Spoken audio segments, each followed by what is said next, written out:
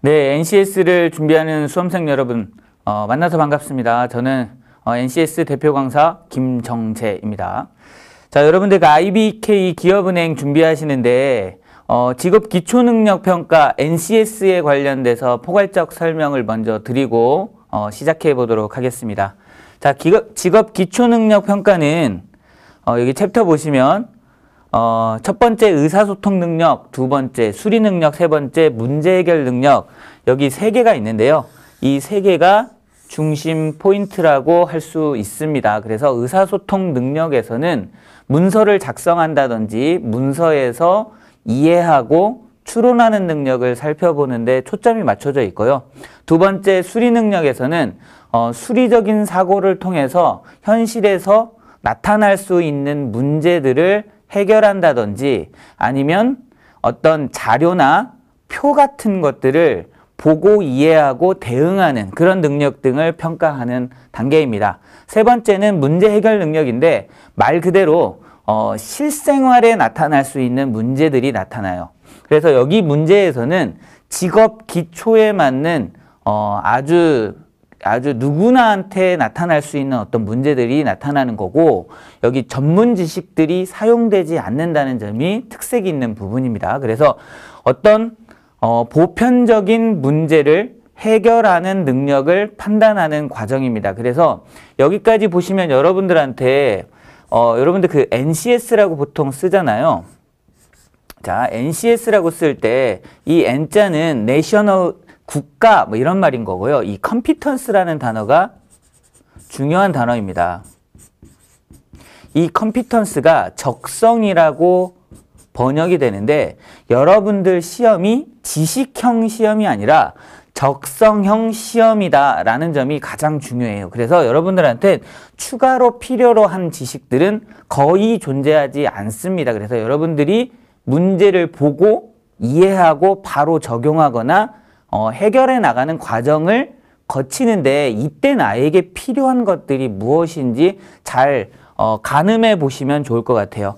이 적성이 있다라는 것이 우리나라에 들어오게 되면 빠른 시간 안에 문제를 해결하고 더 많은 문제를 풀 수 있어야 여러분들한테 더 높은 점수를 가져다 주는 결과물이 돼버렸긴 하지만 기본적으로 적성에 대한 이해가 높으신 분들이 그렇지 않은 분들에 비해서 훈련을 통한 성과가 조금 더 높다 이렇게 볼 수 있을 것 같습니다. 그래서 의사소통에서는 여러분들한테 모르는 지문이 나타나진 않아요. 하지만 지문에서 제시된 내용에 따라서 판단하는 이 부분이 가장 중요하고요. 예를 들면 수리를 기초로 판단하시면 여러분들한테 확률이나 1차 방정식 이 정도의 지식만 있으면 어떤 문제들을 해결해 갈 수 있습니다. 하지만 평균이나 가평균 또는 어떤 그 귀납적 사고방식 이런 것들이 있으면 수리 문제를 해결하기 약간 더 용이한 그런 점은 있는 것 같습니다. 문제 해결 능력에서도 여기서 보면 연역 논증이 명제 논리에 관련된 연역 논증이 나타납니다. 그래서 연역 논증이 나타났을 때 여러분들이 지식이 필요한 측면이 좀 존재해요. 그렇지만 그 지식도 깊은 수준은 아니고요. 이걸 활용해서 내 일상생활에서 사용할 수 있는지를 잘 검토해 보시면 좋습니다. 그래서 자신에게 체화되어져 있지 않은 지식은 NCS에서 큰 쓸모가 없다 이렇게 접근하시면 좋을 것 같습니다. 그 다음으로 이제 그 IBK 기업은행에서는 나머지 이 세 가지 기능들이 추가로 나타납니다. 그래서 은행권마다 그 보는 관점이 조금 다르기 때문에 IBK에서는 자원관리, 정보, 조직이해에 관련된 부분들을 보고 있고 비중은 이 위에 있는 1, 2, 3보다는 좀 낮은 형태로 접근하고 있습니다. 자, 한번 의사소통 능력부터 한번 살펴보도록 하겠습니다. 자, 의사소통 능력에 객관을 좀 지을 필요가 있는데요. 의사소통 능력 중에서 가장 중요한 부분은 어떤 문서의 텍스트라고 하죠. 문서를 보고 이해해서 어떤 것들을 적용한다. 이 관점이 가장 중요한 것 같습니다. 근데 여러분들이 보시는 이 긴 글에서 어떤 글은 읽기만 해도 1분이 걸려요.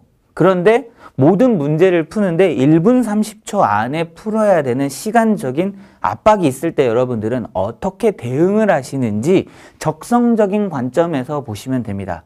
그래서 흔히 수험생들이 이런 말을 해요. 시간만 다 주어진다면 난 다 풀 수 있을 거다. 그런데 시간이 없어서 난 못 풀었다 라고 대응을 합니다. 이 표현은 굉장히 여러분들한테 맞는 말처럼 보이지만 거의 틀린 말에 속하는 것 같아요. 틀리다기보다는 적합하지 않다. 적합하지 않은 표현에 해당합니다.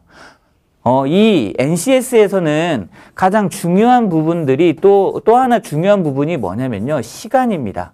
시간 내에 해결하기 위해서 나한테 유용한 방법이었는지 그렇지 않았는지를 살펴보시는 게 굉장히 중요해요. 그래서 시간 내에 내가 몇 문제를 풀고 시간 내에 그 푼 문제의 오답률이 어디인지를 체크해 보시는 게 중요해요. 그래서 여러분들 이제 책을 사서 보셨을 텐데 그 푼 문제들을 풀고 맞췄어, 풀고 틀렸어 하는 것들이 지식형 시험의 접근 방식이라 하면 NCS는요, 바로 시계를 펼쳐 보셔야 돼요. 타이머가 있는 시계를 펼쳐 보시고 어떤 문제를 내가 이 문제를 몇 초에 풀었고 맞췄고 틀렸는데 틀린 건 왜 그랬는지를 시간적 관점에서 살펴보셔야 됩니다. 그래야 나중에 읽는 방식 자체가 달라져요. 읽는 방식이 달라진다는 의미가 의사소통 영역에서는 가장 중요한 패턴인 것 같습니다. 자, 제가 존경하는 그 들레즈라는 그 프랑스의 철학자가 있어요. 이 사람이 이런 얘기를 합니다. 어떤 책을 서문을 읽고 나서 난 이 책이 무슨 내용인지 알 것 같다. 그래서 난 이 책을 읽지, 그 활자를 읽지 않은 거죠. 그러면 들레즈는 뭐라고 얘기를 하냐면 난 이 책을 다 읽었다. 이렇게 표현을 합니다. 텍스트를 읽는 목적은 글을 전달하려고 하는 사람의 의사를 전달받으면 읽은 겁니다.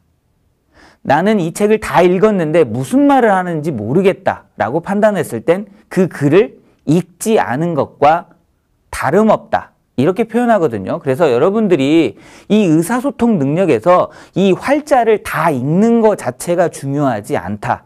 작자의 의도를 판단하고 작자의 주제를 잘 판단하는 방식이면 어떤 방식이든지 상관없다. 이런 태도를 취하는 것들이 NCS적인 접근 방법이다. 이렇게 보시면 좋을 것 같습니다. 자, 일단 1, 2번 문제 제가 한번 풀어보도록 하겠습니다. 1, 2번 문제 다음 글을 읽고 질문에 답하세요. 이걸 딱 보시면 가 보이시죠? 포스트잇의 대중화 이 정도까지만 보세요. 나 실버가 이상한 접착제를 발견 이 정도까지 읽고요. 다 포스트잇은 광산업으로 라 1968년 기존 제품보다 강력한 접착제를 여기까지 읽으시면 됩니다. 가, 나, 다, 라에 눈으로 서칭하는 단계의 소재 정도만 판단하시면 돼요. 포스트잇 얘기가 나왔고요. 그와 관련된 어떤 내용이 진행된다. 아직 읽으실 필요 없어요. 다음 내용으로 보면 1번에 논리적 흐름에 따라 그러니까 논리가 필요한 거죠. 추론이 필요한 겁니다. 글에 대해서요. 글에 대해서 논리적 흐름에 따라 가장 적절하게 배열한 것은 이렇게 물어보고 있습니다.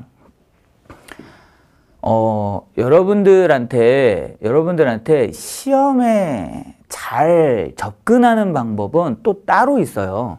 자, 여러분들이 출제자라고 가정해 보세요. 자, 1, 2, 3, 4 이렇게 되어져 있죠.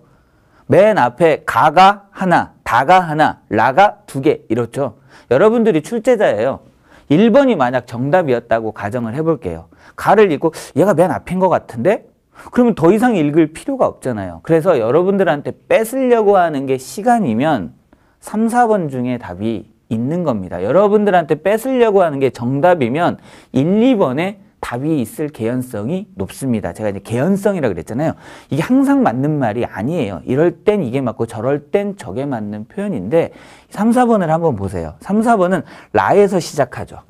그래서 여러분들은 맨 처음에 뭔가를 읽는다라고 가정을 하시면 라번부터 접근하는 게 가나 다라 이 순으로 읽는 것보단 훨씬 시간적 효율성이 있다. 이렇게 보시면 좋을 것 같습니다. 그러니까 여러분들이 출제자를 고려해서 판단하는 게 중요하다. 이게 이제 실존주의 철학에서는 이렇게 얘기를 해요. 실존이 본질에 선행한다.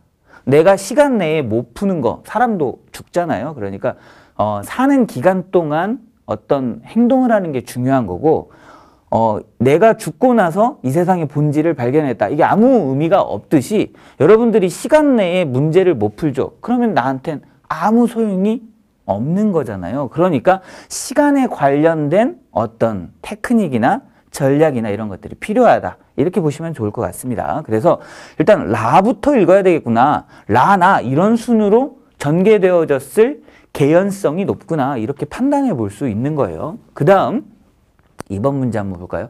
A에 적절하지 않은 것은 구체적 글읽기가 가능한 영역입니다. A를 먼저 보시고 A에 관련된 내용으로서 근데 이제 이 표현줄 중에 여기 보시면 적절하지 않은 거죠. 적절하지 않은 거라는 건 A를 모르더라도 4개 중에 3개는 동일한 말이고 동일한 이게 예시쯤 되나요? 동일한 예시쯤 되고 하나는 동일하지 않은 예시쯤이 되는 거죠. 그래서 보기를 읽고 판단할 수 있는 패턴까지 됩니다.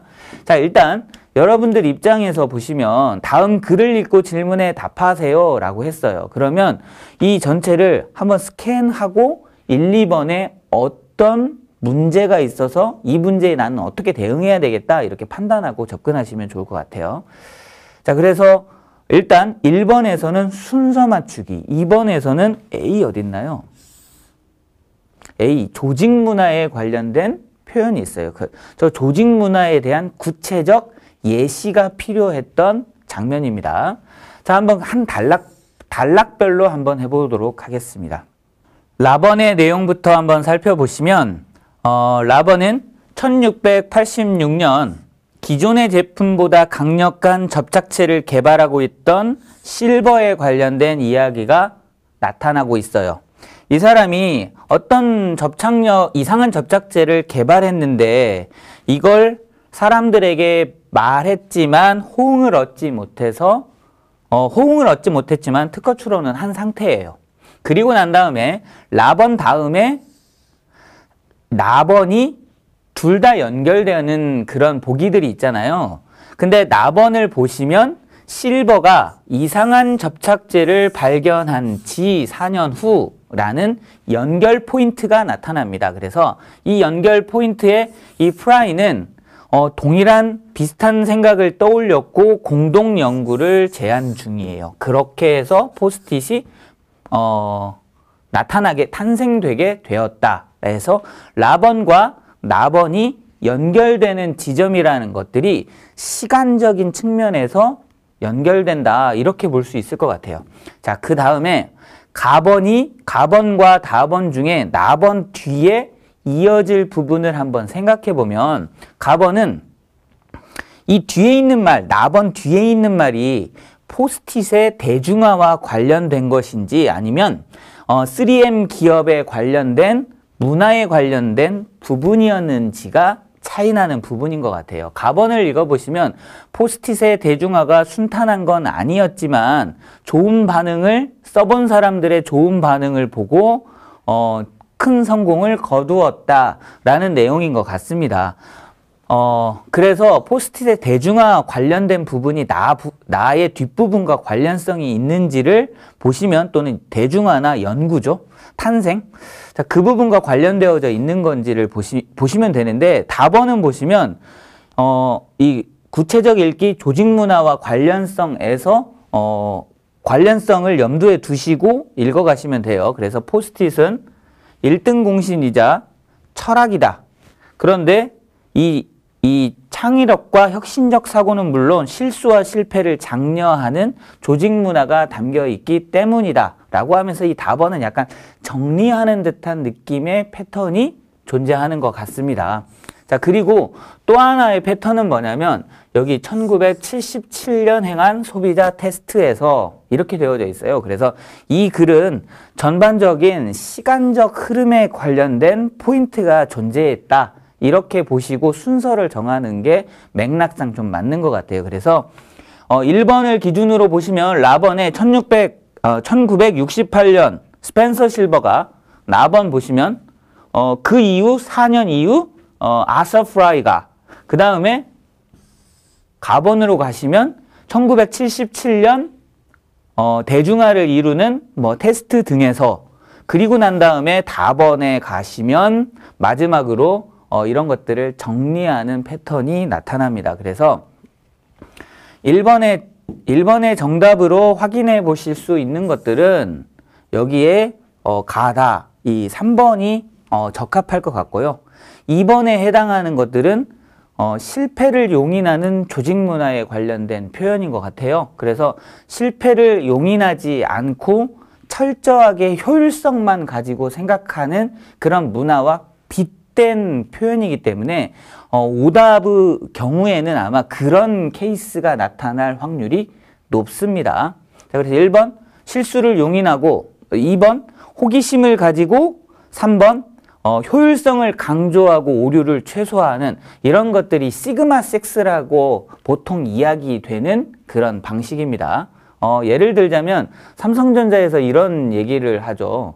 오류율을 0.0 몇 %를 했더니 예전에 뭐 그 갤럭시 S 뭐 이렇게 모아놓고 막 불태웠다는 얘기들이 있잖아요. 그래서 0.000 단위로 넘어가게 하는 이런 패턴이 3번에 해당하는 패턴이다. 이렇게 보시면 좋을 것 같습니다. 자, 그 다음에 3번 문제로 한번 넘어가 보도록 하겠습니다.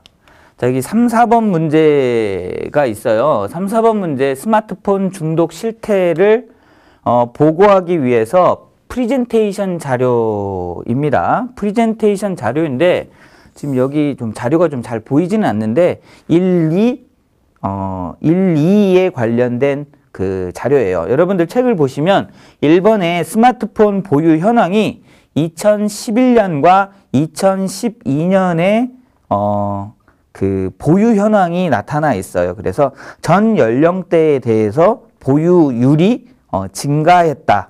그 다음에 그 옆에는 스마트폰 사용자의 주 이용 목적이 SNS가 77.3% 뭐 이렇게 해서 음악 듣기, 게임 순으로 나타나 있습니다. 자, 그 다음에 두 번째 모형 보시면 스마트폰 중독률이 2011년과 2012년에 대해서 나타나 있는데 성인과 전체에서는 좀 덜 나타나지만 청소년의 경우에는 급격하게 많이 나타나 있죠.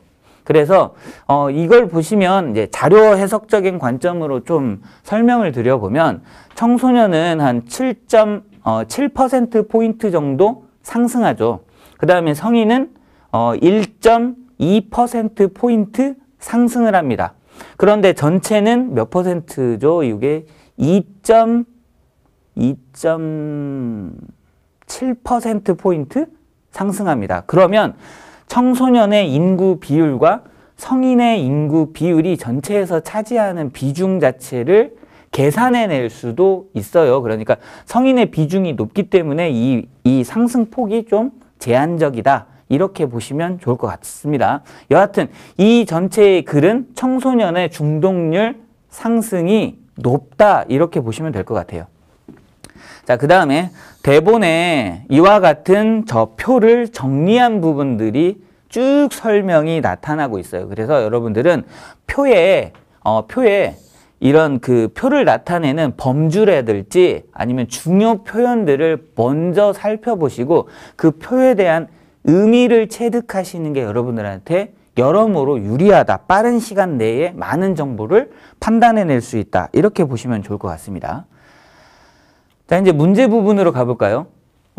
블랭크 안에, 괄호 안에 들어갈 말로 적절한 것은, 그래서 여기에 해당하는 말, 그 다음에 4번 볼까요? 발음이에요, 발음. 발음을 바르게 표기한 것은, 그러니까 여기에 있는 부분들은, 문제들은 전체 내용을 판단하는 이런 포인트보다는 부분적 내용을 판단하는 데 초점이 맞춰져 있다. 이렇게 볼 수 있을 것 같아요. 그래서 자, 블랭크가 여기 있네요. 이렇게 다양한 기능으로 인해 사용자 수가 늘어나면서 자연스럽게 중독 사례가 늘고 있습니다. 중독자는 전년도에 비해 전 연령에서 모두 증가하고 있고, 특히 어디에, 그러니까 여기에 들어가는 건 그 범주 있죠. 분류 기준에 해당하는 분류된 말들 중에 나타날 필요가 있다. 자, 그리고 여기 중독자에 관련된 표현이 나와요. 중독자. 근데 저 중독자를 여기 보시면 1번에 위에 나타나고 있는 제목이 보유 현황이고요. 2에 나타나 있는 제목이 스마트폰 중독률에 관련된 설명입니다. 그래서 중독자와 관련된 데이터는 2번 자료를 보고 판단하셔야 되고, 그때 범주가 청소년이었다를 기준으로 여기는 1번을 말해야 되는 것 같습니다. 그 다음에 4번 문제 한번 볼까요? 발음을 바르게 표기한 것은, 그러니까 구체적 내용 이해가 필요 없는 영역입니다. 그래서 1번은 위로 한번 올라가 볼까요? 1번은 연령, 그래서 뒤에 있는 리을 발음이 니은 발음에 영향을 끼치는 그런 패턴이고요. 2번 관련, 리을 발음이 니은 발음에 영향을 끼치는 1, 2번은 같은 패턴의 발음입니다. 3번 한번 볼까요? 능막염. 얘는 이제 합성어라서 조금 이따가 좀 더 구체적으로 설명드릴게요. 4번 우리의 이렇게 돼요. 그래서 포인트는 이 3번에 있는데, 3번에 있는 능막염은 이렇게 있잖아요. 그러면 맨 처음에 늑하고 막이, 늑골 이런 말 하잖아요. 늑하고 막이 결합된 말입니다. 그래서 얘를 발음을 하게 되면 능, 막 이렇게 돼요. 그래서 미음자가 기역자에 영향을 끼치면서 발음하기 좋은, 기역 발음보다 발음하기 좋은 이응 발음으로 바뀌는 형태입니다. 그러니까 이 미음 발음이 이응 발음에 영향을 끼쳤기 때문에 앞부분과 동일한 자음동화 현상이 일어나고 있다. 이렇게 보셔도 좋을 것 같아요. 그 다음에 이렇게 바뀐 다음에 이 능막이라고 발음되어지는 능막과 이 뒤에 염이 붙은 거예요. 염. 그러면 얘네가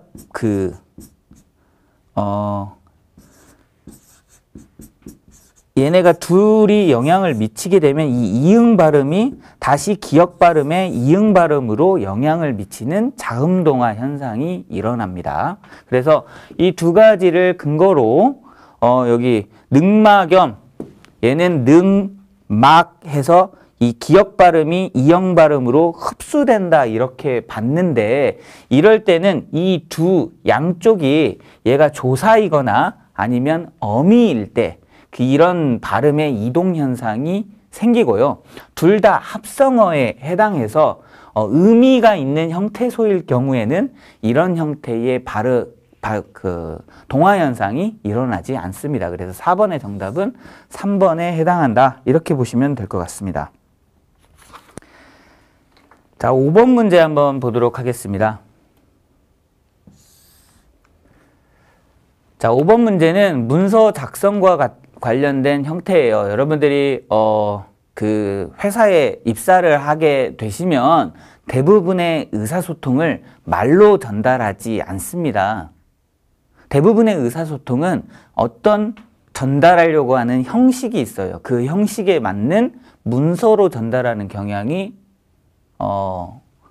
대부분입니다. 그래서 이 문서로 작성을 할 때 상대방과 의사소통의 관점에서 더 적합한 그런 패턴을 기본적으로 알기를 요구하는 것 같습니다. 자, 5번 문제 한번 보시면 참여할 기업들을 모집하는 목적으로 포스터 문구의 초안을 작성했습니다. 실무자들의 지적사항으로 적절한 것은 여기 안에 틀린 게 있는 거죠. 틀린 게 있는 걸 지적한 겁니다. 지적을 잘 했는지를 살펴보는 거죠. 참가 기업 모집합니다. 대상은 이렇고요. 모집 기간은 메일, 문의는, 접수 방식은 이때 살펴보실 때 여기 앞에 분류 기준에 해당하는 이 표현들 있죠? 이 표현들이 더 중요한 패턴입니다. 그래서 분류를 먼저 보시고 여기에 뭐 적합한지 적합하지 않은지 그냥 짧게 스캔해 넘어가시면 될 것 같아요. 자, 이렇게 한 상태에서 기억번 서류심사에서 여기 뭐 1차 서류심사 있잖아요. 서류심사에서 필요하고 중시되는 서류에 대해서 간략하게 이게 수험생들이 정말 많이 느끼는 표현이에요. 그래서 뭘 심사하겠다는 거죠. 뭘 중점적으로 보냐에 따라서 자기의 대응 방식이 좀 달라지잖아요. 근데 일단 뭐 그냥 보내라 뭐 이런 느낌이니까 좀 더 구체적인 게 필요하지 않을까요?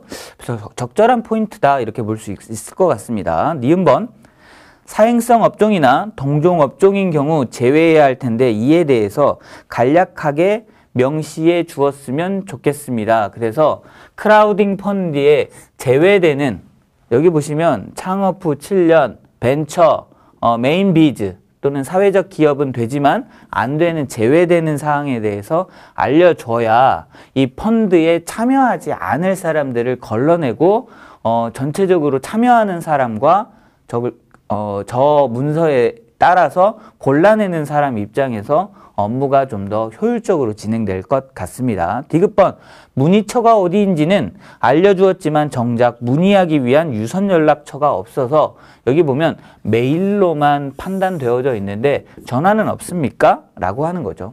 자, 이 지적사항이 적절한지 적절하지 않은지를 판단하는 그런 형태고요.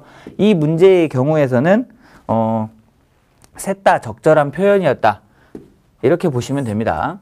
그래서 여러분들이 이 부분과 관련해서는 예를 들면 보고서 형식이 뭐가 있고요. 그 다음에 기한문 형식도 있고요. 이처럼 포스터 보도자료 형태의 어떤 의사소통 양식들이 있어요. 거기에 여러분들이 일상생활에서 나타나는 문법이라든지 일상생활에서 틀리기 쉬운 표현이라든지 또는 이런 양식에서 흔히 접근되는 그런 그 설명 양식을 먼저 알고 계시면 좀 편하게 접근하는 경향이 존재하는 것 같습니다.